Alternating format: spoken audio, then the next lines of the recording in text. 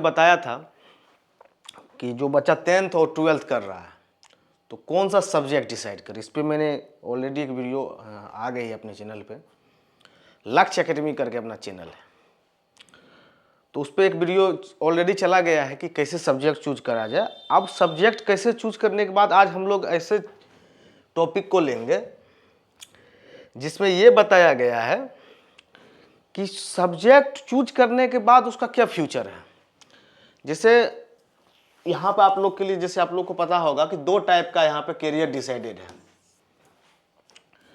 एक पार्ट जो होती है जो बच्चा का, जो नीट यानी मेडिकल और जेई इंजीनियरिंग फील्ड की तरफ जाती है। ठीक है, ठीक है, इसको हम लोग बाद में इस पे बात करते हैं। और दूसरा आर्ट्स कॉमर्स साइंस, तीन ही सब्जेक्ट जो है मेनली चलता है। ये तो 12th के बाद मैंडेटरी रहता है। जैसे आप जो बच्चा 10th करने के बाद 2 साल 12th किए, और जो बच्चा 10th के बाद है उसके लिए हम स्पेशली साइंस पे ही वर्क करेंगे 10th के लिए कि क्या मैंडेटरी है। ठीक है, दूसरा हम लोग ये बात करेंगे कि जैसे आर्ट्स है, बहुत सारा बच्चा सोचा होगा कि सर मैं आर्ट्स ले रहा हूँ तो उसका क्या फ्यूचर है, आगे चल के क्या डिसाइड कर सकते हैं, क्या उसमें हम सबसे पहला ये होता ही है कि जैसे मैं आर्ट्स लिया हूँ तो क्या स्कोप है उसका, मतलब उसमें क्या क्या फील्ड है। दूसरा हो गया कॉमर्स, कॉमर्स करने के बाद क्या स्कोप है, क्या आपके लिए लाइफ का फ्यूचर में होने वाली है, उस पर हम लोग डिस्कस करेंगे। और तीसरा टॉपिक साइंस, साइंस को हमने इसलिए नीचे रखा गया क्योंकि अधिकतर बच्चे और अधिकतर जहाँ भी जो भी टीचर है या कुछ भी है तो साइंस को ज़्यादा प्रेफरेंस देता है। तो मैंने सोचा कि नहीं, आर्ट्स से शुरू किया जाए। आर्ट्स कोई भी, मैं पहले भी ये बात बोल चुका हूँ कि कोई भी सब्जेक्ट बुरी नहीं होती है, सबसे मेनली होता है कि आप उसको कितना % दे रहे हैं, ये मैंने रखता है। तो हम लोग जैसे आगे बढ़ते हैं,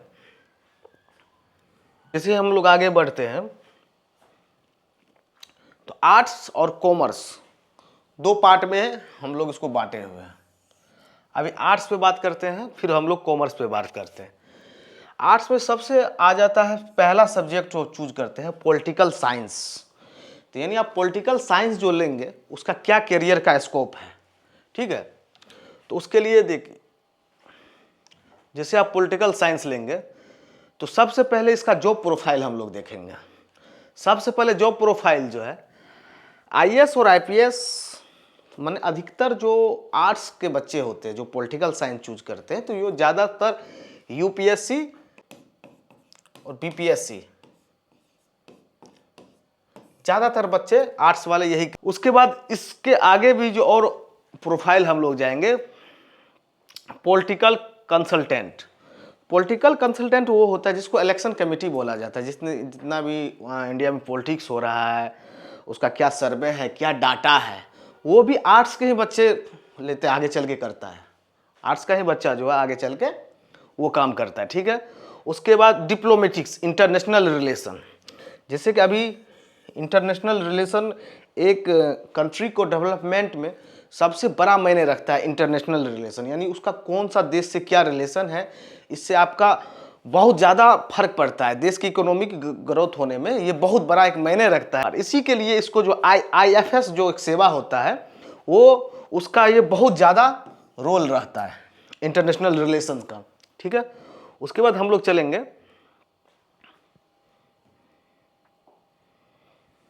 दूसरा टॉपिक उठाएंगे, लॉ एंड इंटीग्रेटेड बीएलबी। जैसे आर्ट्स का ही एक पार्ट है लॉ।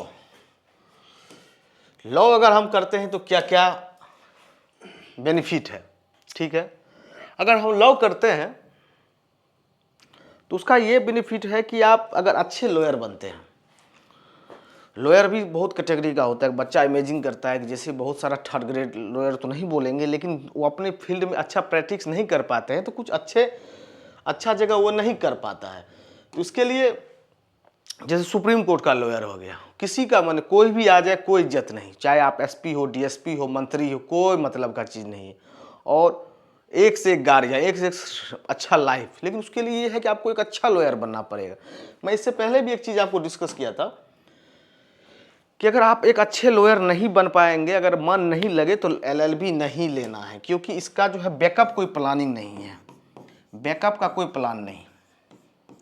अगर अच्छा लॉयर आप नहीं हैं तो आगे चल के आप कुछ कर नहीं पाएंगे, क्योंकि अगर अच्छा लॉयर है तो ही आप कोर्ट में, सुप्रीम कोर्ट में, हाई कोर्ट में, वहाँ पे आप जाके प्रैक्टिस करेंगे तो अच्छा लॉयर तभी हो पाएंगे। ये नहीं कि आप क्या कोर्ट कचहरी में बॉन्ड और क्या एग्रीमेंट के चक्कर में ही नहीं पड़ना है। इसी के लिए अच्छा लॉयर बनेंगे तो ही कर पाएंगे। तो इसका जो जॉब प्रोफाइल है, ये जॉब प्रोफाइल मैं लगभग में बताऊँ, इसके बाद भी बहुत सारे ऑप्शन है, ये तो मैं सिर्फ आपको बता रहा हूँ। जैसे की रिस्पॉन्सिबिलिटी, ठीक है। उसके बाद कॉर्पोरेट लॉयर जो होता है का लीगल नोटिस, ठीक है, लीगल नोटिस और लीगल एडवाइज़र, ये सब बहुत अच्छा से करता है। तो कहने का मतलब है कि अगर आप लॉयर भी लेते हैं, इंटीग्रेटेड 5 साल का होता है, ठीक है। और एक एक वीडियो में इस पे भी बना दूंगा, जैसे बीटेक का कौन सा टॉप कॉलेज है, कौन सा प्राइवेट में उसका टॉप है, कौन सा एलएलबी जो बीएलएलबी का कौन सा बेस्ट कॉलेज है। जैसे बहुत सारा एग्जाम होती है, क्लैट होती है, एमएससीटी एक एमबीए का एग्जाम होता है, लॉ का अलग से हो, तो सब पे हम लोग कवर करेंगे।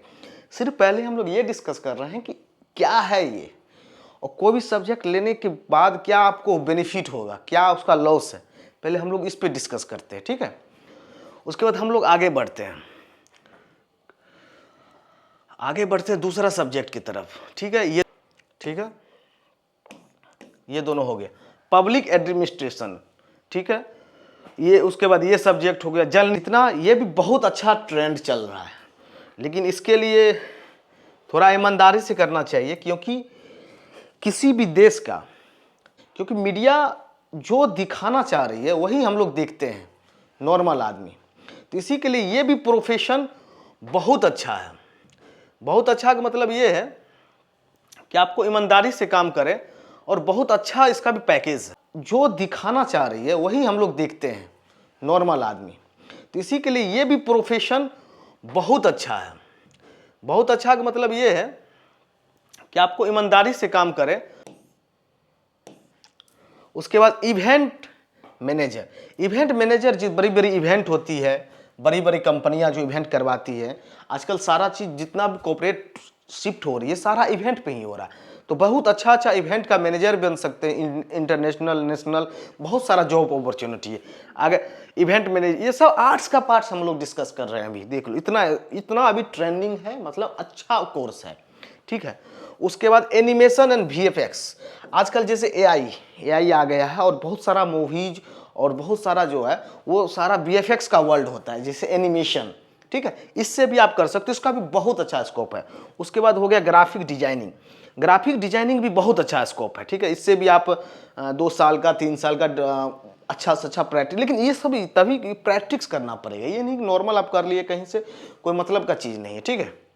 उसके बाद हम लोग आगे चलेंगे digital marketing, digital content writing, जैसे बहुत सारा जो होता है कंटेंट लिखा जाता है, वो भी जैसे मूवीज़ का हो गया, डायरेक्टरेट हो गया, तो उसका भी एक अलग कोर्स होता है, वो भी आप कर सकते हैं। उसमें भी बहुत सारा ऑप्शन है, बहुत बहुत अच्छा कर सकते हैं आप।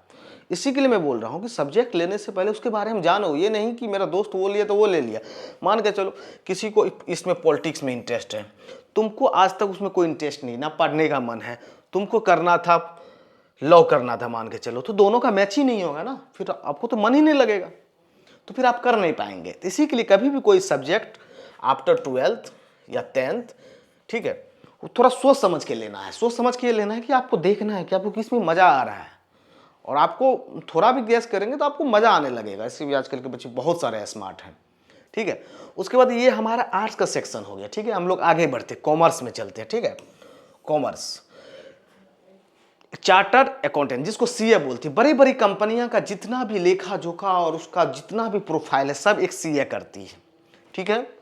ठीक है, आप नॉर्मल कर लिया और कर पाएंगे, ठीक है। चार्टर्ड अकाउंटेंट जो जॉब प्रोफाइल जो होता है, सबसे पहले इसका देख लो, प्राइमरी सेक्टर, ठीक है, प्राइमरी सेक्टर हो गया, प्राइमरी सेक्टर। उसके बाद audit assistance, big farms, eyes, ये सब आपका जॉब प्रोफाइल है। सबसे पहले अच्छी अच्छी कंपनी, मल्टीनेशनल कंपनी का जितना भी हेडिंग करता है सब एक चार्टर्ड अकाउंटेंट सीए करती है।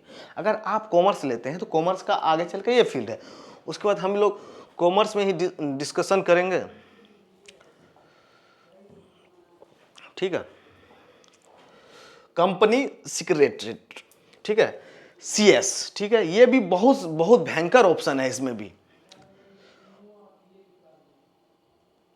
इसमें भी आपका जैसे जॉब प्रोफाइल के बारे में बात करेंगे हम लोग, तो इस टाइप में है। जैसे लेवल हो गया फ्रेशर जूनियर CS 2 ईयर्स का लगभग में इसका जिसका एक्सपीरियंस रहेगा CSE का। एक नॉर्मल पैकेज है, हमारे टीम रिसर्च करके दिखाई है कि एक नॉर्मल पैकेज जो है, अगर आप 2 साल प्रैक्टिस में हो गया है, आपका 6 लाख से शुरू होती है। नॉर्मल है, ये करोड़ों में जाता है, ये एवरेज है, ठीक है। इस टाइप में हमारे पास बहुत सारे ऑप्शन हैं। हम लोग थोड़ा जल्दीबाजी इसलिए करते हैं, थोड़ा वीडियो लंबा हो जाएगा तो फिर और भी अभी काम है। मैं हम लोग को अगर कोई दिक्कत हो तो आप लोग कमेंट में बताइएगा, जरूर उसका हमारी टीम आपको कोशिश करेगी कि उसका रिप्लाई देने का, ठीक है।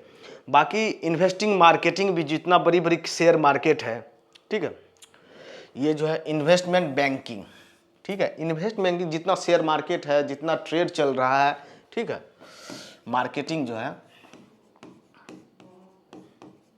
शेयर मार्केट हो गया, बहुत सारा हो गया, ये सारा जो है कॉमर्स का पार्ट, ठीक है। BBA प्लस MBA, ठीक है, ये भी जैसे BBA प्लस बिजनेस एडमिनिस्ट्रेशन के लिए ये भी बहुत, दोनों इंटरग्रेटेड कोर्स होता है। BBA और MBA आपका साथ हो जाएगा। Supply chain, logistic, banking, corporate data analyst, ये सब सारा जितना सप्लाई चेन चल रही बड़ी बड़ी कंपनी की लॉजिस्टिक्स जो आती है, सारा का मैनेजमेंट कॉमर्स का ही बच्चा करती है। बैंकिंग ऑपरेशन, जैसे बैंकिंग सेक्टर का भी बहुत बड़ा रोल है कॉमर्स का, बहुत अच्छा रोल्स है, ठीक है। उसके डाटा एनालिसिस, पूरा डाटा का स्टडी करना, बिजनेस का डाटा का, ये सब कॉमर्स का ही ट्रेड है। इसीलिए आप कभी भी कोई सब्जेक्ट में, इसीलिए बार बार रिपीट करता हूं कि ये बहुत बड़ा लाइफ आप टर्निंग है। आप आगे चल के फिर ये रिग्रेट नहीं हो कि मुझे तो कॉमर्स पढ़ना, तो मैं आर्ट्स ले लिया, मुझे आर्ट्स पढ़ना है, कॉमर्स ले लिया, ठीक है। तो इसी के लिए इस सब को करते हुए हम लोग फिर आगे बढ़ेंगे। कोई भी सब्जेक्ट लेने से पहले सोचना है कि कौन सा बेस्ट हो सकता है। हम लोग अभी तो हम लोग ये बता रहे हैं, उसके बाद एक एक कॉलेज, एक एक सारा चीज़ हम लोग सारा चीज़ करेंगे। उस पर सारा चीज़ हमारी टीम आपको बताएगी कि कौन सा कॉलेज आपके लिए बेस्ट रहेगा। इंजीनियरिंग में जो बच्चे का अच्छा नंबर नहीं आ पा रहा है, उसके लिए क्या ऑप्शन है, सारा चीज़ डिस्कस होगा। अभी तो हम लोग सब्जेक्ट ले रहे हैं, A to Z यहीं आपको मिलेगा, कोई दिक्कत है नहीं, ठीक है। हाँ, चलिए हम लोग चलते हैं फिर साइंस पे, ठीक है। साइंस पे इसलिए हम लोग लिए कि साइंस दो तरह का, दो पार्ट में बांटा गया है साइंस को। एक मेडिकल, ठीक है, और एक नॉन मेडिकल, ठीक है। ये नॉन मेडिकल हो गया, उसके बाद और ये मेडिकल हो गया। जैसे कि हम लोग बात कर रहे हैं फिजिक्स, केमिस्ट्री, मैथमेटिक्स, ये PCM जो है ये नॉन मेडिकल। जैसे आप डाटा साइंटिस्ट, डिफेंस, NDA, ये सब जो है आप मैथमेटिक्स के लेके कर सकते हैं। जैसे आप बायोलॉजी लेंगे, आप लोगों को पता होगा फिजिक्स, केमिस्ट्री, बायोलॉजी, ये इसमें कैरियर ऑप्शन जो है, इसका जो कैरियर ऑप्शन है डॉक्टर, उसके बाद डेंटिस्ट, फार्मेसी, नर्स, ये तो ही बायोलॉजी चुने। इस पे भी हम लोग बात करेंगे कि बच्चा देख देख कि डॉक्टर बनना है, बाद में वो डिप्रेशन और ऐसा नहीं है, क्योंकि देश में सीट बहुत कम है और यहाँ पे 20 लाख बच्चा एग्जाम दे रहा है और उसमें 20,000 सीट है। तो उसके बाद क्या ऑप्शन होगा? अगर कोई मेडिकल ले लिया तो वो भी हम बताएंगे कि अगर आपसे नीट नहीं हो पा रही है, हो जा रही है तो वेल एंड गुड, कोई दिक्कत नहीं, उसको बताने के लिए बहुत आदमी है। जिसका नहीं हो रहा उसको हम बताएंगे, ठीक है। हमारी टीम और हम लोग आप लोग को पूरा सपोर्ट में रखेंगे, इसके लिए कोई दिक्कत नहीं। जैसे ये इंजीनियरिंग हो गया, ठीक है। अब जैसे इंजीनियरिंग आप लोग को पता ही होगा, और जिसको पता नहीं होगा उसको मैं बता रहा हूँ कि जैसे कि देश में 2 तरह का मेन एग्जाम होता है इंजीनियरिंग का, ठीक है। एक होता है जेईई मेंस, जेईई मेंस, ठीक है। अगर आप जेईई मेंस क्वालिफाई हो जाते हो, अगर ये क्वालिफाई हो जाते हो, ठीक है, तो फिर आप जेईई एडवांस के लिए अपीयर होते हो,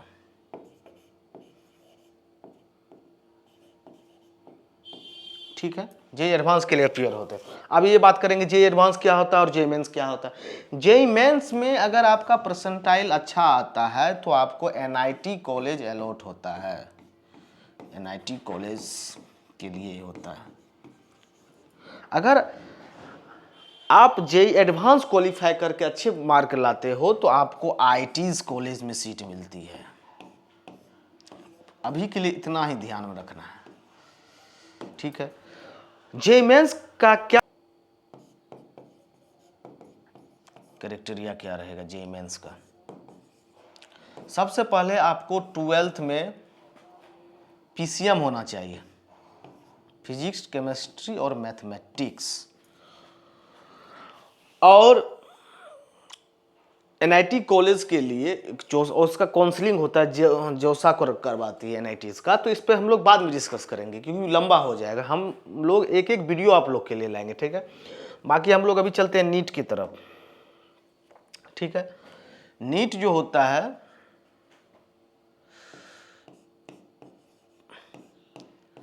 अगर नीट आप क्वालिफाई करते हो, जस्ट क्वालिफाई, अगर आपको कोई भी कॉलेज में एडमिशन लेना है, एनी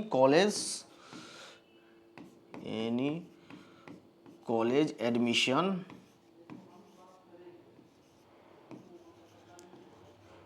प्राइवेट के लिए, आपको क्वालिफाइड होना जरूरी है।